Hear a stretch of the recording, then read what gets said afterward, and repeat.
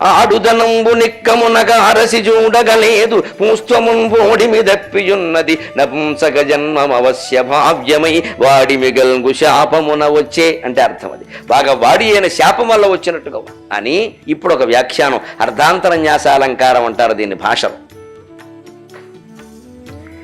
పురాకృత కర్మ భావ్యము ఎవ్వాడును నేర్చునే తొలగవైవగా ఓర్వకపోవచ్చునే. అందుకే పూర్వజన్మ కర్మను తప్పిద్దామనే ప్రయత్నాలు వద్దు, ఎవ్వడూ దాన్ని తప్పించలేడు.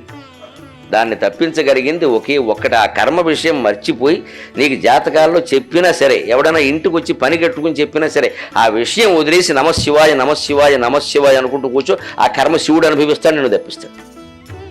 అంత గొప్పదనం పరమ ఈశ్వర భక్తిలో ఉందండి ఖచ్చితంగా. అంటే దాని గురించి మనం జాతకాలు విన్నవాళ్ళు ఎవరు దాని గురించి బాధపడకండి, ఇలా అయిపోతుందట అలా అయిపోతుందట ఈ సంవత్సరం అంతా ఇంతట. నువ్వు శివనామాన్ని జపించు, ఏమన్నా అయితే నాకు చెప్పు,